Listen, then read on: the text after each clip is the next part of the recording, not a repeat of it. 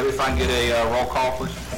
Vice Mayor Young. Here. Councilwoman Long. Here. Councilwoman O'Neill. Here. Councilman Schoner. Here. Mayor Hall. Here. Mr. Simpson. Here. Mr. Yarborough. I'm present. If everybody will stand for the invocation of the Pledge of the Flag, please. Mr. Yarborough, if you would. Pledge allegiance to the flag of the United States of America and to the republic for which it stands, one nation under God, indivisible, with liberty and justice for all. Let's pray. Dear Heavenly Father, we come to you this evening and ask that you continue to help foster love with our neighbors. We ask that you give this elected body the guidance to make the decisions that's in your best interest here on earth. We ask that you continue to bless this community, and it's in your name we come. Amen.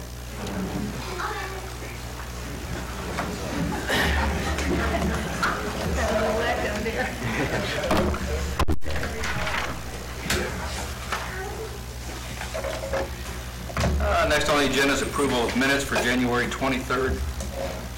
Move to approve. Second. All in favor? Aye. And approval of minutes of the special meeting February 1st. Move for approval. Second. All in favor? Aye. And for the meeting on February the 8th. Move to approve. Second. Any opposed? Motion carries.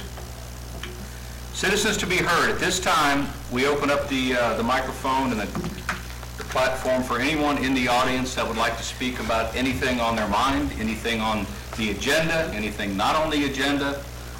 Did I cover everything, Scott? The weather, national news. Last time you said the universe. We'll do the universe tonight. So anybody who would like to speak about anything that's bothering them or not bothering them would like to get up and speak, now's your opportunity. Hearing and seeing none, I'll bring it back. Mr. Yarborough, I believe we have something from Chief Wright. Right, Chief Wright. This is your opportunity to do these recognitions that we all have been waiting on. Thank you all for giving me just a moment. You know, these are dangerous times we live in today, and I think that's evident by, in fact, what happened just this past Saturday in Daytona. But I want to talk about something that happened last month. I want to honor 3 officers of the South Daytona Police Department.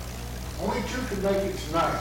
My 3rd officer, Connor Newton, had to be down in the Everglades at this time because it's the time of the year that he goes down and he collects snakes for his hobby. So I will recognize him at a later time. For his hobby. So what we had a month ago was a call came out around 1 o'clock in the morning. Chief, I'm sorry, you're not being picked up by the microphone. Call came out about 1 o'clock in the morning of subjects breaking into cars. The officers get there around Gulfview Apartments. Officer Connor Newton sees the suspect crouching down between 2 parked cars. He calls it out. He says, "Hey, what are you doing?" Meanwhile, Officer Ryan Romero comes in. Sergeant Craig's coming around the corner. He's got his hands in his pocket. He's acting very suspicious. He says, "Let me see your hands. Let me see your hands." Meanwhile, he's walking towards him to confront him. He's not going to give out his hands. He says, "Let me see your hands. Let me see your hands." And I don't think he even saw Officer Romero behind him. Okay? So what happened was he wouldn't take his hands up. He said, "I'm telling you, let me see your hands." So he goes like this, real quick, goes like this, puts them on top of his head. As the officer gets here, all of a sudden, puts him down back in the pocket. At that time, both Officer Romero and Officer Newton grab him. They're struggling with him. Sergeant Craig comes around, sees what's going on. They take him to the ground. The man is able to get back up. At that time, when he got back up, a handgun fell from his waistband. At that point, Sergeant Craig deploys his taser, puts him back down on the ground again, tases him. When he's tasing, he's falling to the ground. At that time, another gun and a knife fall from his waistband. He was apprehended. Nobody was hurt. As it turned out, the man was a convicted felon with a very dangerous felony background. I'm determined in my mind to think we could have had an officer shot had it not been for the officers working together as a team. I would like to commend Sergeant Brian Craig and Officer Ryan Rivero. If you guys will come up front, please.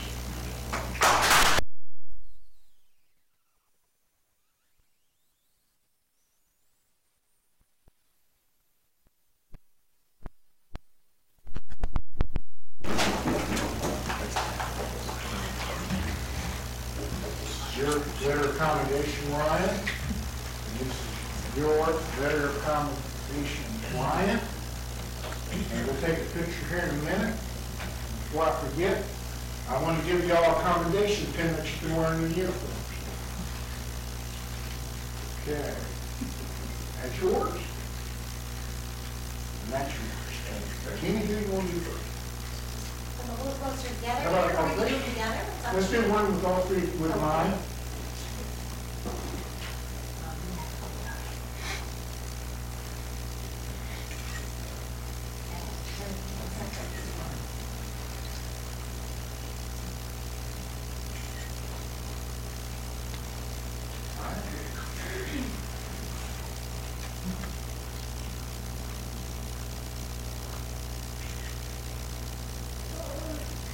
Thank you all so much. It really means a lot to be able to recognize our officers, and I am truly blessed to work with the caliber of men and women that I have to work with in South Daytona.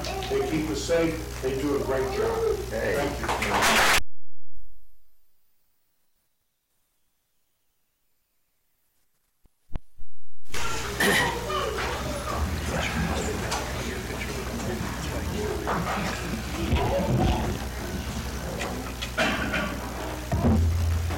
City Manager's report.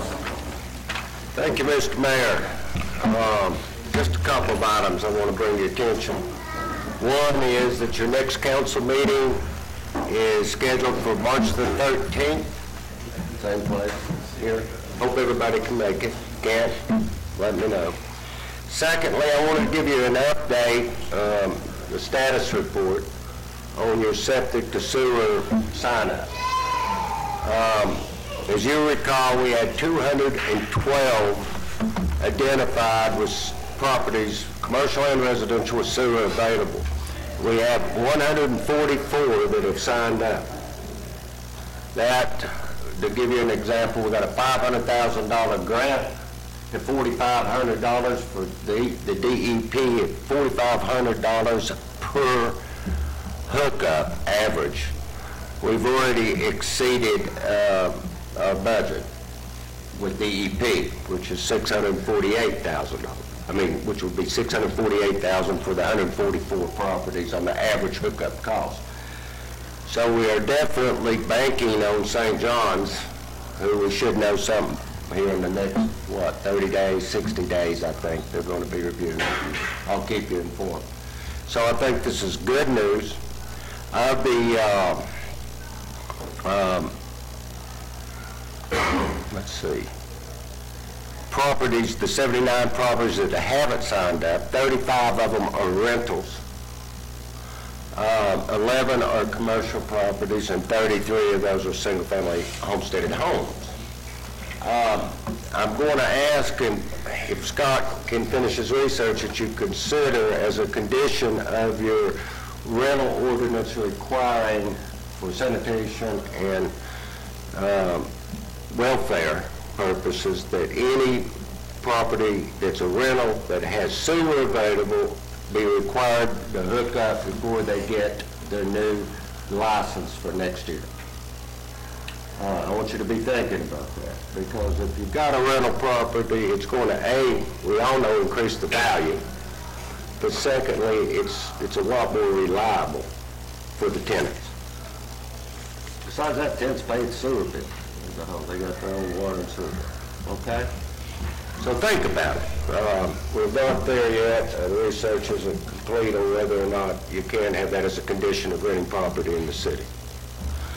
That's all I have to report. Attorney's report. Joe, do you want to talk about signage? Joe? Yeah, sure. Yes, sure, you're Yes, responding, sir. or yes, sure, talk about signage? Yes, sir. And Patty can come up and just to help update y'all. You've probably heard about that Reed decision, the Supreme Court, a few years back. that kind of affected a lot of jurisdictions, but it kind of reaffirmed what many of the cases, the lower court cases, have already said. But basically, when you start talking about regulating signage, you get into First Amendment issues, and it kind of boils down to your signage, your regulation has to be content neutral. We can regulate time, place, and manner is what the courts say, but if you have to look at the sign and read the sign and try to figure out what regulation applies to it, that means it's probably content-based, and then it's most likely going to be invalidated. So we've been looking at addressing some issues in our sign code while also addressing some other things, one being the flapper flags, flutter flags, that, you know, the things that curve and flop around, and Patty can talk about that. I also know that the city's been addressing people who panhandle with signage on sidewalks and right-of-way as saying you can't have signage in the right-of-way. You know, we don't allow signage in the right-of-way, so we're addressing that, trying to put that into our code as well. However, that goes back to you can't have different regulations based on the content of the message. That's the content-based regulation. So if we don't allow somebody to panhandle with a sign on the sidewalk, we cannot allow a politician to stand on the sidewalk. So the regulations that we're looking at Joe wanted me to let you know if we go forward or not, and they obviously have to come before you all for approval.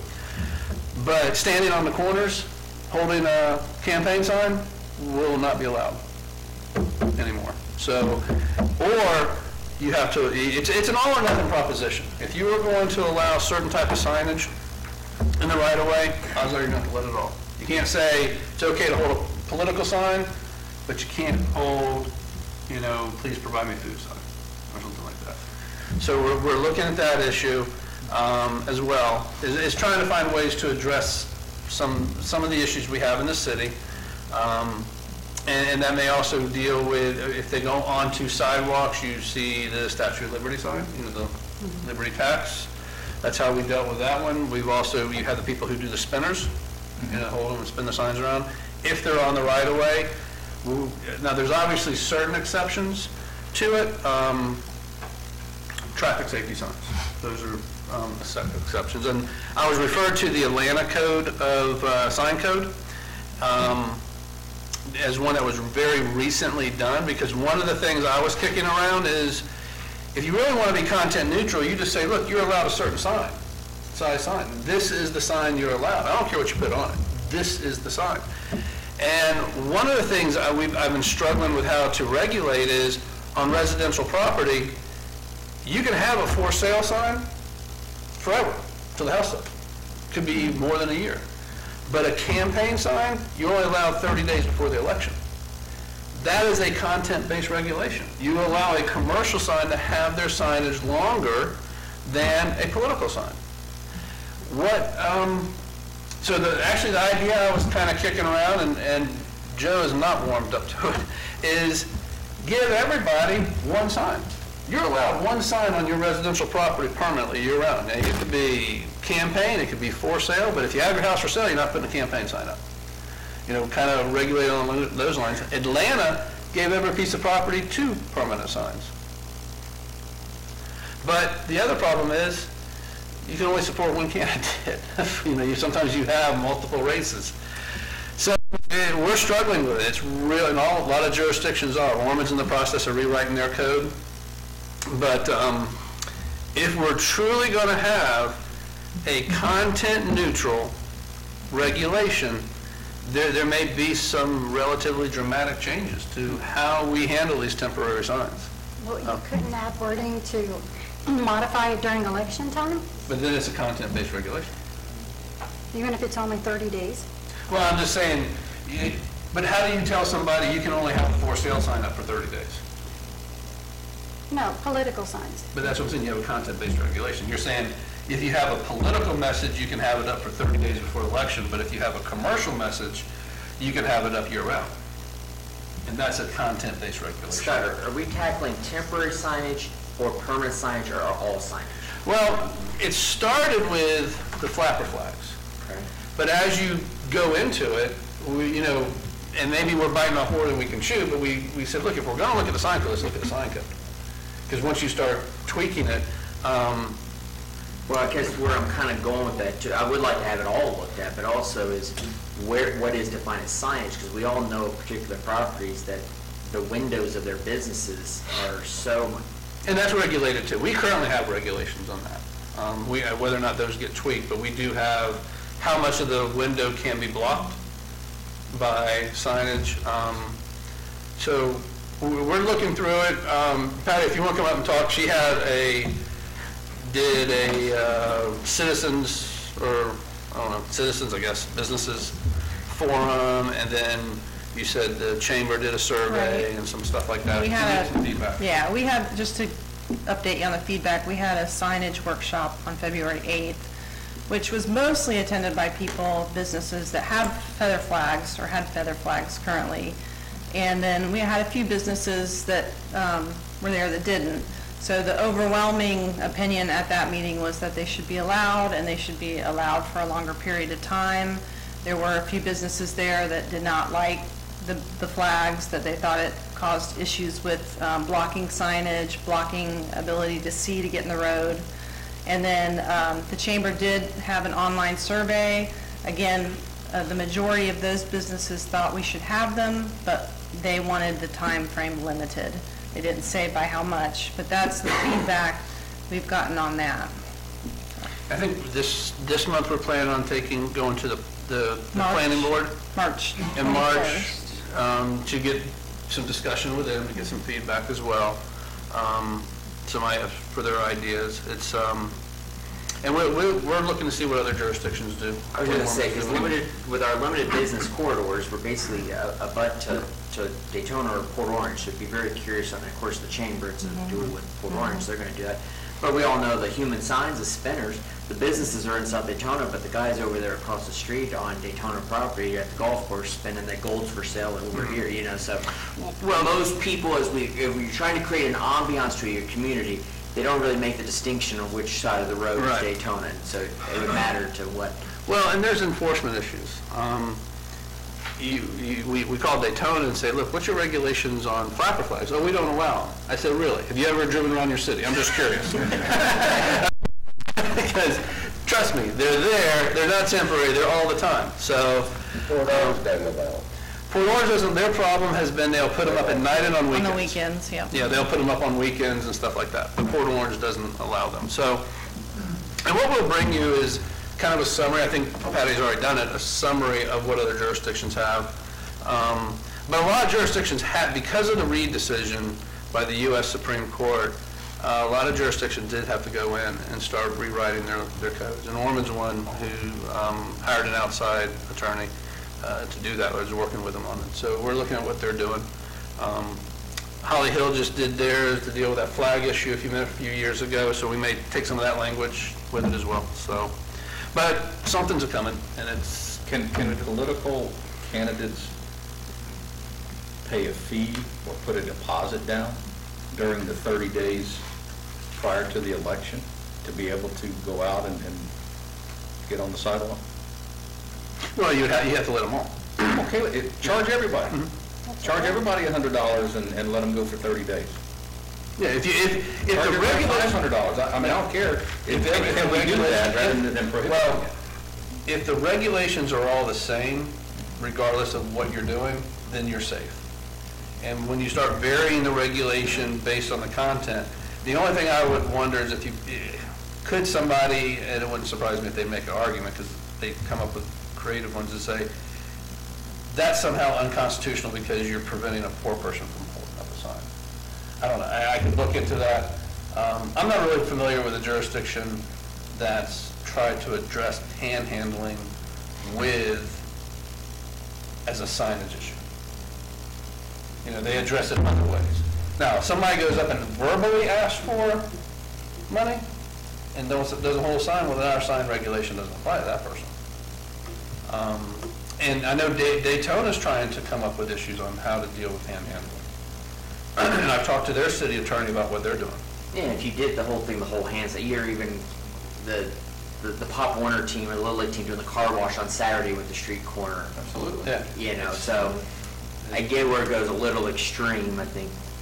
It gets tough because of the variety of issues that you come up, and then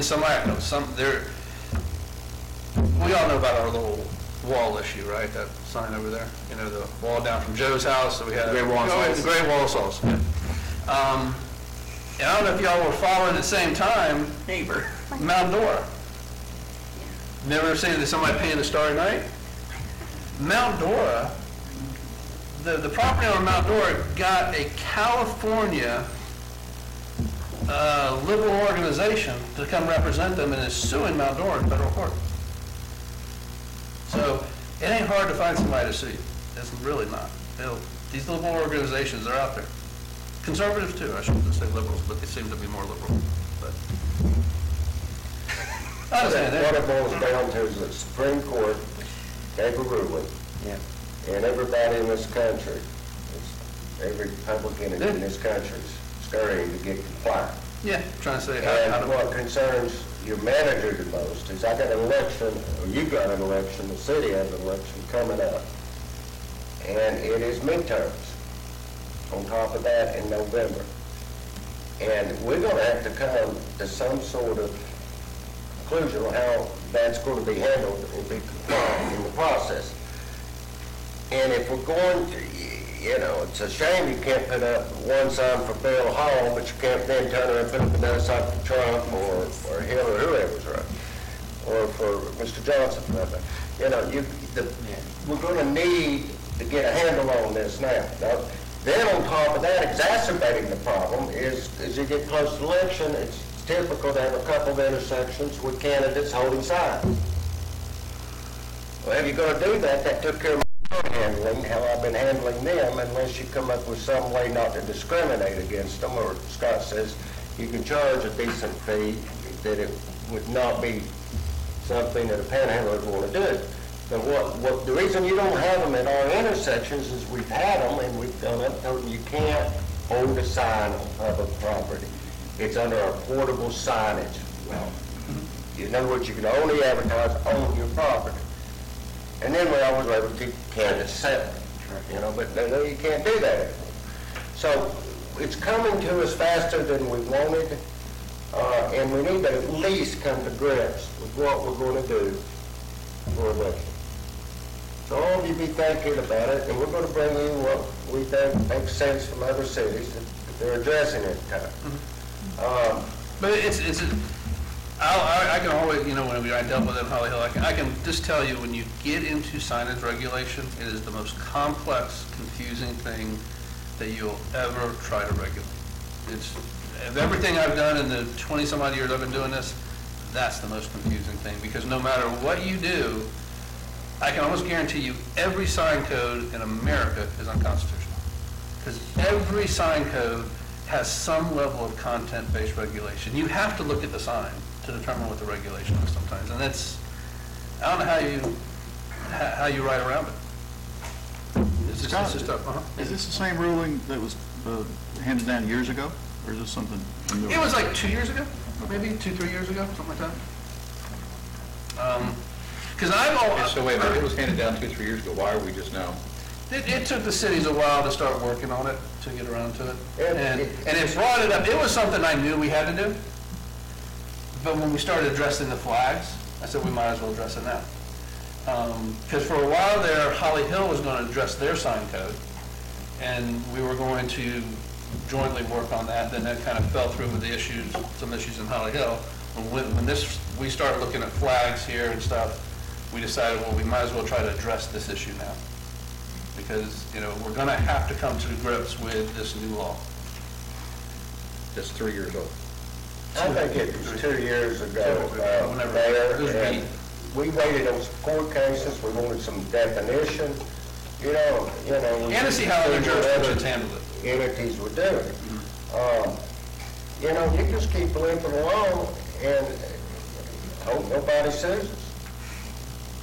We can do that. And no one's ever raised an issue with our sign code in years and years, numerous years, so. Well, really, it didn't dawn on me the problem with the campaign signs until I got to asking the chief to get these panhandlers out of intersections, holding signs. And then Scott pointed out, hey, we got them at intersections during campaign time. By the way, you're going to figure out how many campaign signs a person's going to be able to put in their yard, and a for sale sign, and a yard sign. So Scott was the bearer of bad news. Well, he just evolved into a situation where... Really, Joe told me how he was dealing with panhandling. Right, I got kind of said, about a Well, month ago, he said, candidates. oh, by the way, this is how we handle that. And I said, oh, really? So, but, you know, What we're doing with panhandles is illegal, but what we're not doing with candidates now is illegal. Panhandler candidate, it's Correct. tomato, tomato. What I just can't believe that they, like, for instance, in your own yard, you should be able to put as many signs as you want. I can't believe that they're infringing on our rights to have signs. well, you can have as many as you want. I mean, that's not, because right now we allow as many as you want. The issue is, I thought we had a limit of 5. is it? I don't even know. Yeah, we I got a don't limit of remember 5. either. You never seen that, Patty? I don't. John? I don't think we have. For political ones. I don't know. That was what we were enforcing. Yes. Was it actually written in the code, or is it something we came up with? You know, like 30 days or something you have The to... the 30 days is in there. I don't remember seeing the 5. The point is, if we do it for candidates, are we gonna let you put up, everybody put up as many signs as they want to, because you can't discriminate for elections? I think that's our challenge. That You is, know, it's like 30 days out of the year, you know, And people it's have- reasonable. We haven't pushed it. and then the question of, are we treating temporary political and temporary commercial the same? And and I've been trying to find a case that said, because there's no practical way, in my mind, you can't tell someone you can only have your house for sale for 30 days. That makes no sense. So, but I just can't find a case that says, well, that's just, you know, you have to allow a temporary commercial sign up longer than you allow a temporary political sign. You would think that it would have to be. But I was just trying to find that actually being ruled on. So, Well, apartment complexes, they always got a place for rent. Yeah. I can constantly. think about stuff around Riddle, those apartment complexes, they always got a sign out there saying, come in, check in. It's different than their signage for the apartment. Well, then you also need to be sensitive to our job of enforcing. What complex we make it. Oh, yeah. Yeah, absolutely. While still having. Be thinking about it, understand that we're trying to battle through it, we're gonna get some input from your, planning board. The other thing I would tell you to do is, you know, you may not, I can just speak for myself. Sometimes you drive around and you don't really pay attention to it, but since we've been talking about the signs over the last couple of months, now when I drive around, I start paying attention to the various types of signage that people put out. And you might just want to do that as you drive around, just kind of take note of, you know, is that really what we want or is not what we want? So. Anybody else? Okay. We'll bring it back under old business. Scott, if you would, please, ordinance 18-01 by title. Ordinance number 18-01 by title only for second and final reading. An ordinance of the City of South Daytona, Florida, amending sections 20-11, 20-14, and 20-17 of the City of South Daytona's Code of Ordinances dealing with commercial and industrial waste, providing for severability, providing for conflicting ordinances, and providing an effective date. This is the second, oh, I'm sorry, I need a motion. Move to approve? Second. This is second reading. It's a public hearing. If anybody would like to speak for or against ordinance 1801, please feel free to come forward. Seeing and hearing none, Mr. Yarborough? All we're doing in essence here is housekeeping. DEP required Daytona, who takes our foot, to update their code, saying what they will accept, what they won't accept, and since we're under contract for our effluent to go there, we're mirroring their update.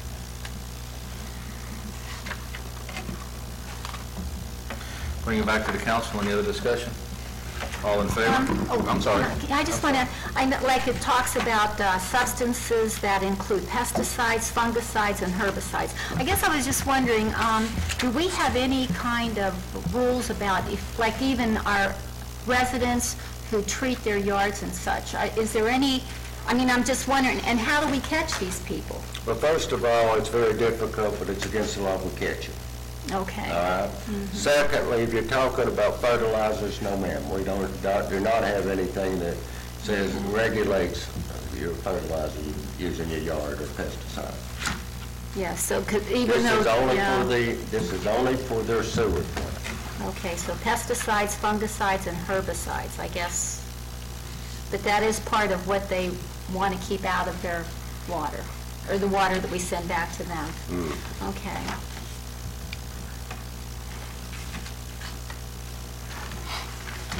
That's it, I Anyone guess. else? Just don't know how we All can... in favor? Aye.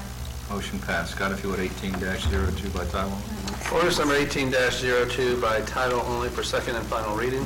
An ordinance of the City Council, City of South Daytona, Florida, amending Section 2-323, Remedies and Penalties, to add subsection B8, recognizing the authority of the Special Master to authorize repairs to remedy code violations and the authority of the City Council to declare a dangerous structure and authorize the structure removed as possible remedies for existing code violations, providing for severability, providing for conflicting ordinances, and providing an effective date. I need a motion, please. Move to approve? Second. This also is a public hearing. If anybody would like to speak for or against, that's 18-02. Seeing none, Mr. Yarborough? All you're doing here is clarifying the fact that the special master also has the authority to do what you already have the authority to do.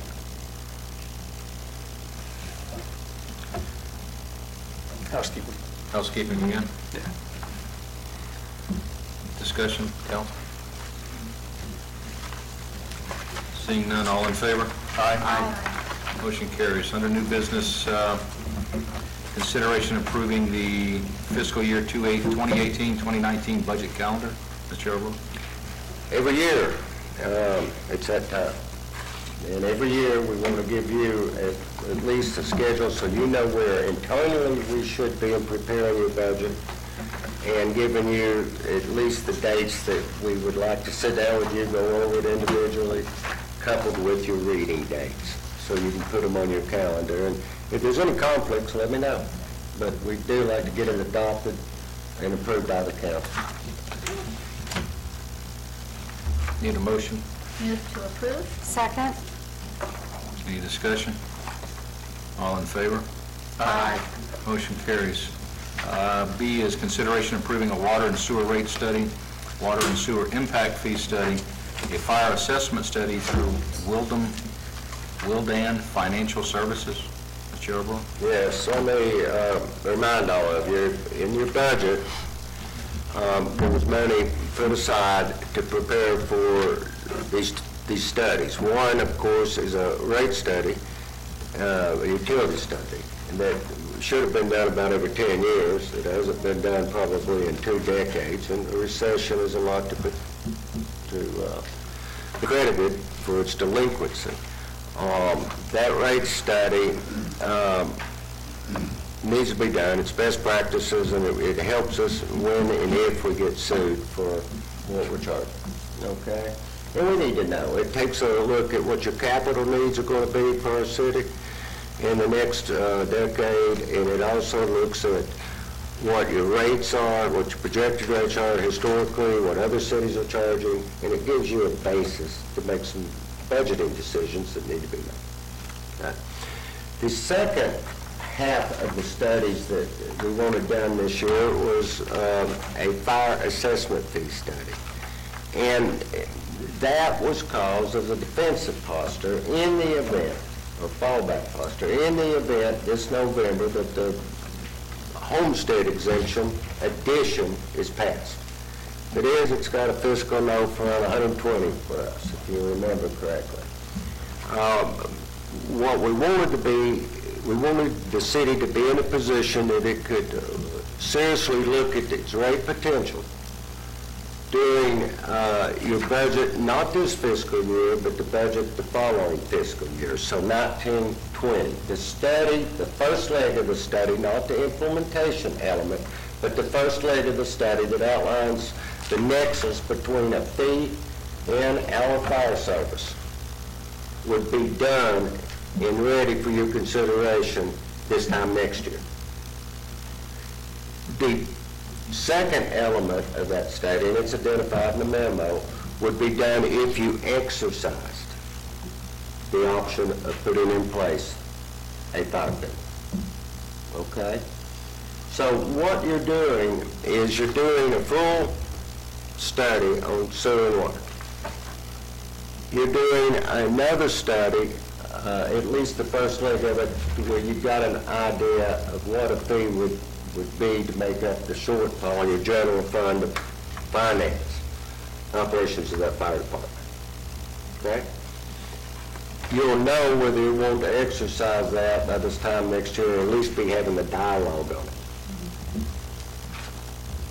Because in November, we're going to know what the public's going to say on that referendum. The bad news, it came in about $17,800 over our budget. It was shopped extensively. We thought we kind of tailored, I think, the fire off of Lake Helen, and they just recently adopted a fire fee, and they got a heck of a deal. We can't find anybody else willing to give us that deal.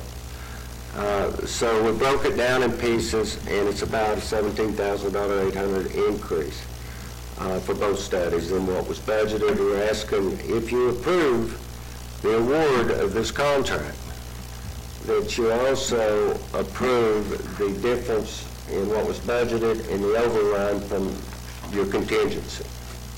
And it would be reflected in your mid-year budget amendment. Any questions? And what you're doing is you're approving a piggybacking of the city of Oviedo's contract. That's where we got the price quotes from. I have a question about who are they benchmarking us against? So I read through this, Volusia County, it's their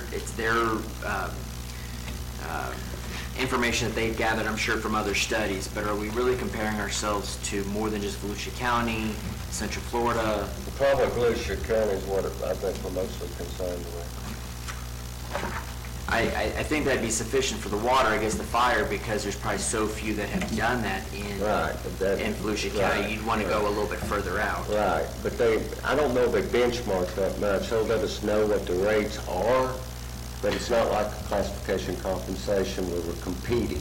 Yeah, I understand what I'm saying? Yeah. But I don't think the fire assessment they do any very little, if any, comparables, because it's all based on the cost of your department.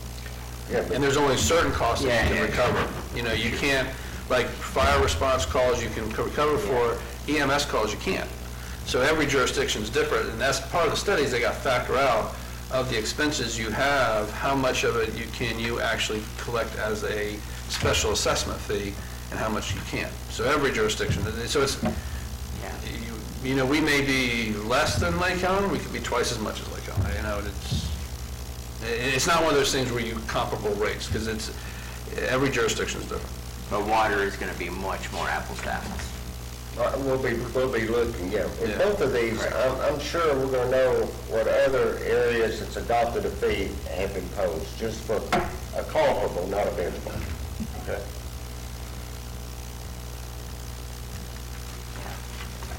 And it very well may be we don't have to adjust the rates.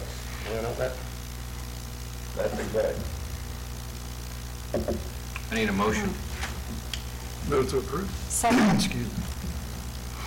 I just, so we have to, I know that, well, you all know how I feel about studies anyway, and I understand, though, that we just can't do it in-house, because then if legally it may not stand up if somebody in the, if, let's say if we got sued. So I understand that we have to have something that is, I guess you'd call it a impartial company to do it. Now, I'm just wondering, like, because we have to dip into our budget, the water and sewer, is there any way that we might just want to do the water and sewer study first? And then if we find out that we need to come up with that extra money, if it passes, that extra homestead exemption, and then do the fire assessment study if we feel we need it? Or is it that crucial or beneficial to get them all done at one time? Like you talked about the piggyback. You will not be able to do the fire study and have it implemented by the following fiscal year. Okay. You can do half of it and have your option there, or have the lead work. And then it's going to be everything, if you decide in January or February, to have it ready for implementation by the following fiscal year. I just don't see a full rate study and spending all that money for it. You can't do the whole thing after November. Does that make sense? You're not going to be ready for your budget time. Right, so, Is what worries me. Okay. So I broke it down so it wouldn't have the fiscal impact it would if we did it all at once. And then you don't know if you're going to want to do it until you see what the impact is. It might be we'd all get run out of town, tarred and feathered, if they come in here with an exuberant. exactly. I think we're just, as we've talked, we're trying to have tools, because every time we get around to budget time, we start talking about millage and those things, and how the property appraisal helps us, and the track record would say in this state, this is gonna pass, this 25,000. It's never not hit the ballot, and, I mean, we've all sat in league meetings and talked about why it's disproportionate on rental and commercial, and you're just killing that, but I think we all feel in our guts that this is going to pass. So we're trying to have tools there so we can soften that impact, because I felt a little the same way. I understand why we got to do it, but I think the timing of it is to give us another tool in our tool belt, so when we have to make those decisions a year from, well, it's going to be what, 15 months from now? Joe, as far as the, oh, I'm sorry. No, go ahead. As far as the water and sewer part of this, didn't the continuing engineering contractors do that in the past? Well, I know what you're asking. Back then, it was Briley Wild, if I'm not mistaken, that did the last one. Well, I thought Quentin and Hampton. No, it wasn't them. It wasn't them. It was, what was the guy's name's out of the business? Burton came in and did it, if I'm not mistaken. You remember Burton? No. In associates? I'm pretty sure we had one done by them, and before that it was Briley Wild. Yeah, I thought it was Quentin and Hampton back years ago. I don't remember. I don't think we've had one since we've had Quentin Hampton. But it's been about 20 years, right?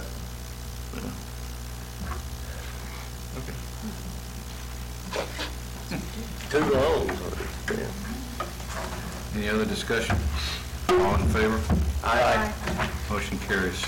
Scott, if you would, resolution 18-03, please. Resolution number 18-03 by title only for first reading. A resolution, first and only reading. A resolution of the City of South Daytona, Florida, adopted pursuant to Florida Statute Section 197.36323A, authorizing and electing to utilize a uniform method of collecting non-ad valorem assessments for the collection of code enforcement costs incurred by the city for the abatement or remedying of code violations or the removal of nuisance structures which are not reimbursed by the property owner within the entire city limits of the City of South Daytona, commencing with the 2017-2018 fiscal year, and each fiscal year thereafter, providing for severability, providing for conflicting resolutions, and providing for an effective date. I need a motion. Move for approval. Second? Mr. Yarborough? If you approve this, we'll ship it out tomorrow to the property appraiser. He extended the timeline for the cities that want to join to March. I think it was supposed to have been done by January, wasn't it? January He had 1st. the option. Extended to March 1st. And I think it's important you understand what the property appraisers agreed to do is more than what the previous property appraiser agreed to do, or would do. But it doesn't include fines accumulation. If you get cited for not painting your house and you've accumulated $500 in fines and you finally paint it, we can't go back and collect it. Well, we have as a city about $1 million out there in accumulated fines and cost associated with rehabbing property. What he does allow us to do that here is recoup direct cost. Good example is that, what was the name of that property? Millbrook. We had to mobilize, there was a meth lab, busted it, hauled it off, had to go in, haul all the stuff out of the yard, the place looked awful, mow it, and we get to recover our cost if it's over $1,500. He does allow administrative costs to be added to it. So I think the down and dirty from our finance and code department showed we're out about $15,000 that we can collect on property taxes. He also is going to screen these. He's going to make sure that it's not the little old lady we're putting on the curb because she can't afford to pay whatever we had to pay to go and mow her grass or whatever we had to do. So you understand the difference in what is allowed to be on the property tax or the ad valorem bill. Okay? Is there a cap? No, not that he mentioned, there is a floor. Now, what happens to the other money that's owed? The fines? They become liens, they're liens on the property, but the problem is, and these costs today become liens on the property. Problem is we can't do anything about homestead property. And secondly, when we put a lien on the property, it just falls in line behind whatever is recorded before our lien. So mortgages, judgments, tax liens, all those things take precedence over ours. So when a bank forecloses, they wipe out our code enforcement lien. So that would also wipe off the lien for any money that we've expended to fix it. Whereas this process allows us to elevate those costs and collect them as an assessment, and they get put on the tax bill. But the code enforcement liens will be continued to dealt with for fine amounts the way we've always dealt with it. And the $1 million is the accumulated fines and fees? Yes.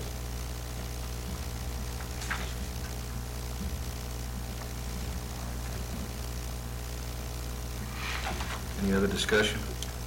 All in favor? Aye. Did you hold the public? You did, didn't you? Oh, I did not. I'm sorry. I did not hold a public hearing. My apologies to the public. If anybody would like to speak for or against Resolution 18-03, please feel free to come up.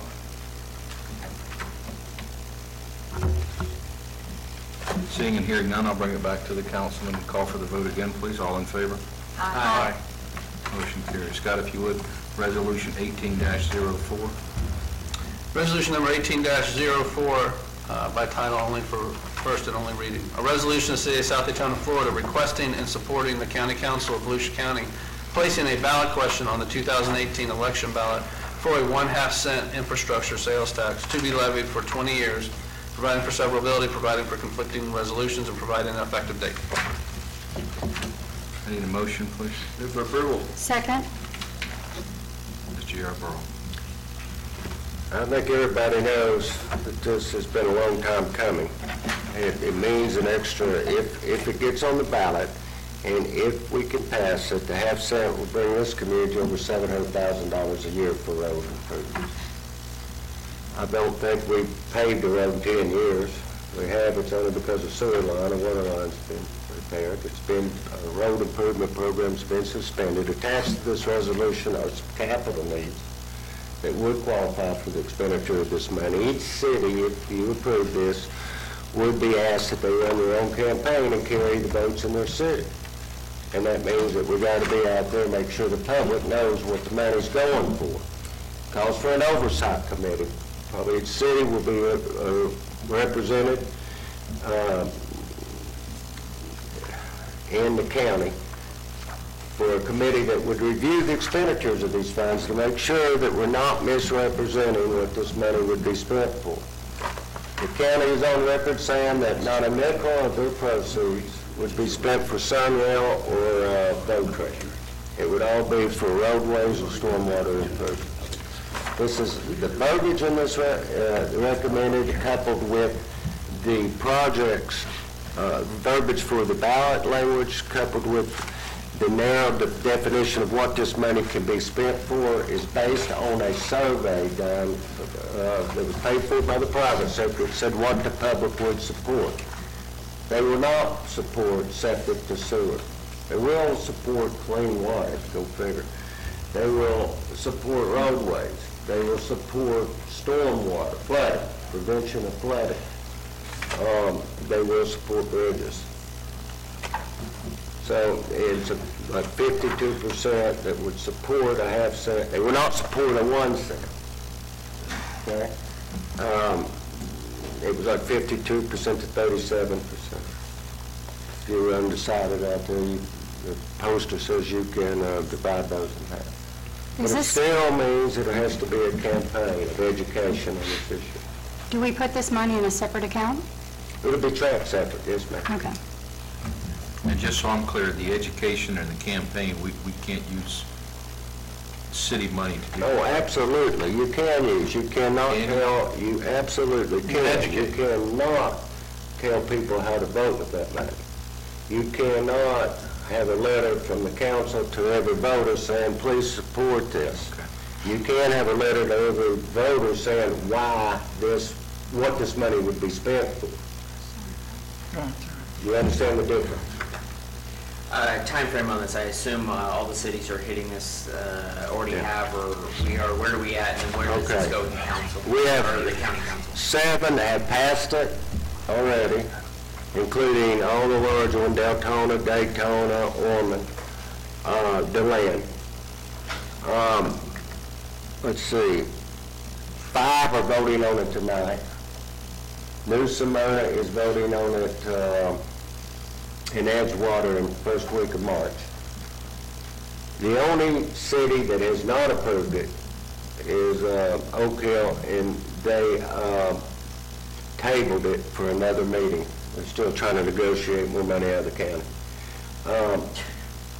But I have every reason to believe every city will end up supporting the resolution. I have a question. Yes. Okay, so you talked about the money that would be distributed to the city. These projects you list here, one of them catches my eye, it's Nova Road. Why would we list Nova Road? There, if we can get Widening? the widening of the 6th lane through TPO, we want it on the radar to where we prioritize it. Doesn't necessarily mean that our money would be spent toward it. Okay. But, you know, it's a project that we believe needs to be done, and it's been on our radar a long time. Same as that, Reed Canal. Well, the Reed Canal there also provides for an interlocal agreement here. We are fixing to, we're looking at $750,000 study for that sidewalk project. If the counties want to step up and put up to 10% on that, we need to prioritize it. Maybe an interlocal agreement that's provided for in here, where county roadways would work with cities hand in hand. Now, I know where you feel about that. They have to pay 100% of it. If we have to put up a little money to get it done, I say you ought to consider it, don't eliminate it. I just want to make sure we weren't committed to that. Well, we haven't committed it yet. No, I understand that, but I just wanted to make sure the criteria for this list. Yes, sir. Last question on the time frame.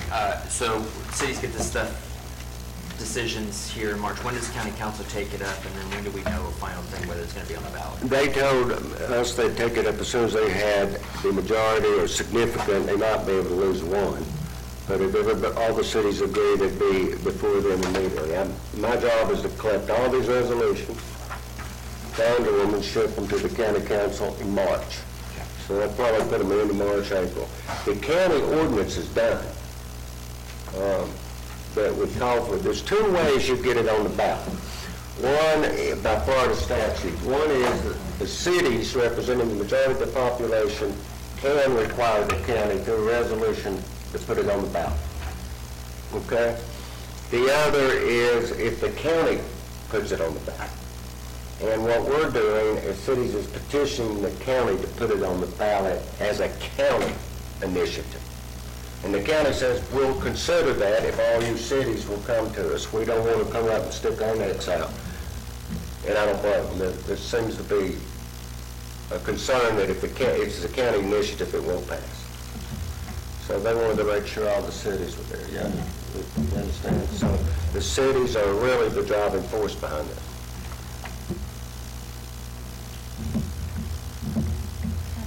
Well, I wanted to ask, well, I guess I know the county has refused to raise their impact fees, which would bring in some money. But also with this, the default formula allows a city to, they're talking about the section 218.62. And my question is, the county will get 50% of all this money that comes in. And then what is the formula that determines All right, what we get? There's two ways to divide up the money. And this is for an infrastructure tax, not a roadway. This is infrastructure. It has more latitude than just roadways. One is that the cities and the county come to agreement on a distribution formula. And this is basically why it died 2 or 3 years ago. Donor cities, Daytona, wanted it on a source, rebated on it where it's generated. Daytona, sitting on the largest population, would get very little because they don't generate the sales tax, but they have the largest population. If the cities cannot agree, then they provide for a special formula. They provide for what's called a default formula, which is on population basis. Okay? And that formula wasn't easy to sell either. But finally got all the cities that at least had managers together, and they agreed to recommend it. The challenge we ended up with, and why this wasn't before you earlier, was the county attorney didn't like the language that we had in our resolution, and we did not want to have a ballot language that did not reflect what you were approving tonight in your resolution. And that ballot language is laid out exactly the way the poll showed it should be. Finally, Mr. Eckert, after a couple of weeks, conceded that other counties have used it, and there's no reason why we can't use that same language. So there's been a lot of moving parts. This started last spring, and the managers and with the mayor's roundtable, they have been very actively involved with it. But getting 16 cities to the table and then the county to agree, it's been quite a maneuver. But right now, I think there's been a lot of give and take on it. An awful lot.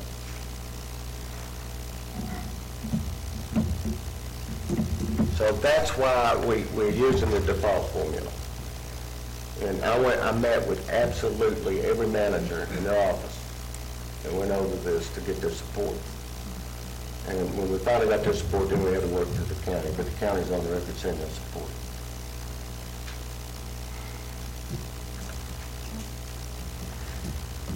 Any other discussion? This is it's not written down here as a public hearing, but because of the topic, I'd like to open it up, just make sure that everybody in the audience has the opportunity to come up and speak for or against this resolution before we vote. Seeing and hearing none, I'll bring it back for a vote. All in favor? Aye. Motion carries, Debbie. Number 10 on the agenda is unscheduled council member comments. We'll start with Mr. Shutter. I'm very pleased to see 144 people sign up for the septic conversion. I hope we can get the remainder few. As far as the rental owners, Joe, were they every property owner, whether they're rental or resident, they're owner occupied, got letters? Yes. So a lot of them were absentee, but they were mailed to the property owner. So I would imagine that's probably absentee. Most of these are absentee. Well, let me tell you what happened. Yes, a number of them. You don't have the address. I've got every property with the address. And by the way, I know you wanted to visit them. It's in your inbox. Okay. But it has absentee addresses on there as well. But it goes by property owner. But in to credit Les and his crew, they knocked on every door and polled every door, and a lot more came in. They either run into no, nobody gives away anything. 2, if Yarborough wants it, we don't want it. Or 3, there was nobody there. We haven't been able to make contact. Even when in the evenings, trying to find them. So that's how come us to get to that level, which I think is phenomenal. And we're told it's unusual. So as far as the rentals, are we going to make another effort to? We're going to, and we could fortunately have time to do that. The only thing I was saying is that if you can legally require a commercial property to hook up, and rentals are commercial properties, for health and sanitation purposes. Well, I mean, I would support We ought to have that as a condition of renewing your license. But we're going to have to decide that pretty soon. Scott isn't quite ready to pull the trigger on it, which would take care of, 11 of them? I think I said we had 11. being that it's not going to cost them. I mean, my goodness. And it increases the value of the house. Yeah. I know. But it's got to be that they just don't understand. But we're not finished. We're down to that number that we just had. We've got a handful of them just absolutely aren't going to do it to their homestead. Okay. I think we have a baseball opening that's coming. This Saturday. Unfortunately, I won't be able to be there. I'll be out of the country. That's right. And I'm out of state. You'll have a uniform on under that thing, won't you? I will be coaching kids for a minute. I'll be there. I'll be there. Hate to miss it. Okay, that's all. Be your first one. Yeah, the first one I'm in. Mr. Neal? No additional comments. Any word on the shelter? First step? Well, like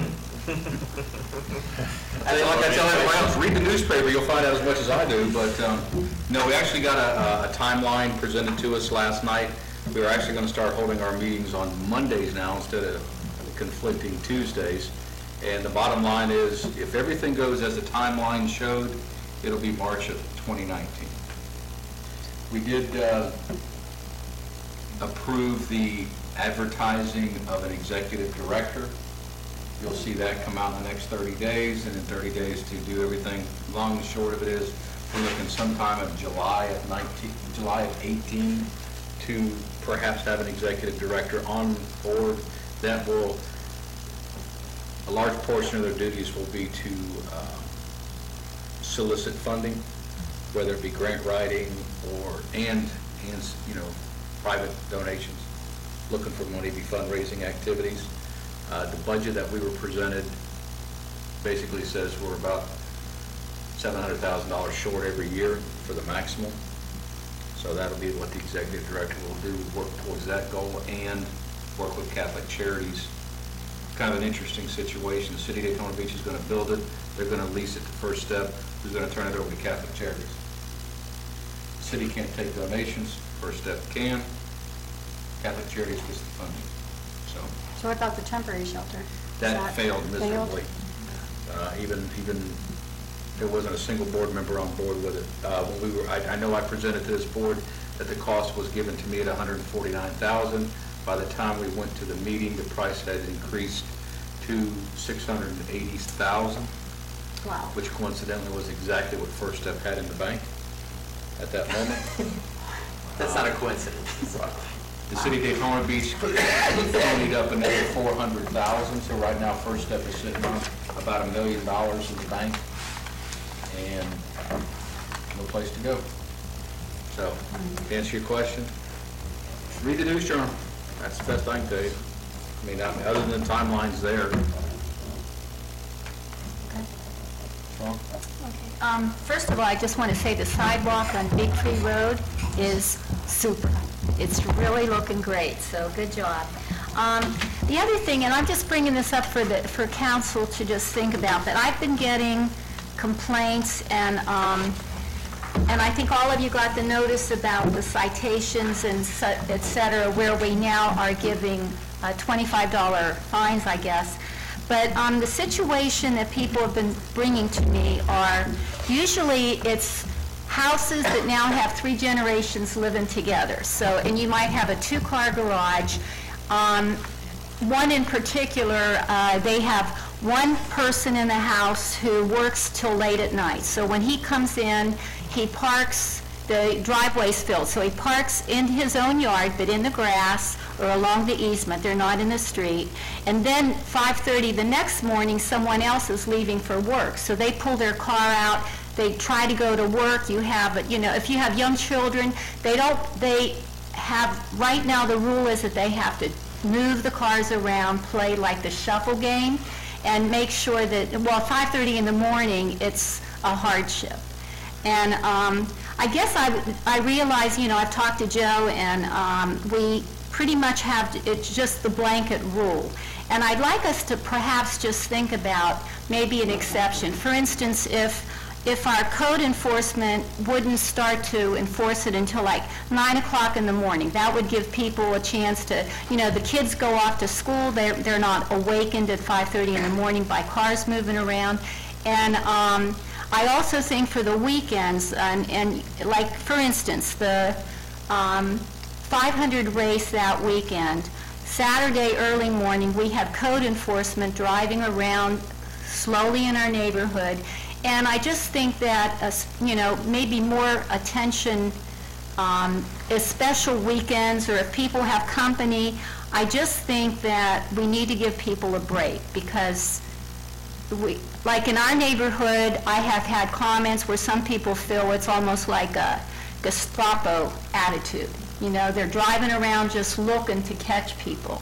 So I just would like us to think about it, and it may be simply that code enforcement doesn't start to issue their warnings or citations until after 9 o'clock in the morning, and maybe not on the weekends. And if somebody's blocking the road, you know, naturally, totally, but we're talking about people that just have company and they're parking in the grass because it's the weekend, and especially a race weekend, we all know that a lot of people are in town. So I'm just bringing it up, and maybe just to think about it. These are the complaints I've been getting. So, that's it. Vice Mayor? Yeah, again, opening day coming up, that's a big deal. I know it's always a neat experience, and I think, you know, being involved with it as much as I have over the years, you start to see a little bit of a decline with the number of kids that are just families and stuff, but I know it's pretty interesting. I'm coaching 12 and under, and we're inter-citying with New Smyrna and Ormond and doing some stuff, so it gives everybody a little bit of opportunity to get creative there. So we definitely go kick some tail in some other cities. So kudos to the new water software, the stuff like that. I personally, as a person who likes a bill and automatically and set it up and stuff, I thought it was very user-friendly. I know this was the first month I got to do it, so kudos, and that was probably not an easy task for the staff. And then on a personal note, let me thank Chief Wright and his officers and stuff. I know most of you know I'm very involved with Warren Christian next door, and we were having a school board meeting the other night when a little bit of a situation popped up. Nothing anything like what unfortunately happened down in South Florida, but I think it's got everyone on a heightened, and I picked up the phone and called Chief right away, and he gave our superintendent some peace of mind, and the officers and all your guys kudos, so thank you very much. And I know for the 725 kids over there and the families and stuff, they have a nice peace of mind knowing that the staff and police department is always very responsive, so that's a good partnership. I think the partnership with the school and letting you guys access to the school, knowing where it is, because everything is with down south, it's got everyone on the heightened stove. So thank you, Chief, and to your staff. So that's all I got.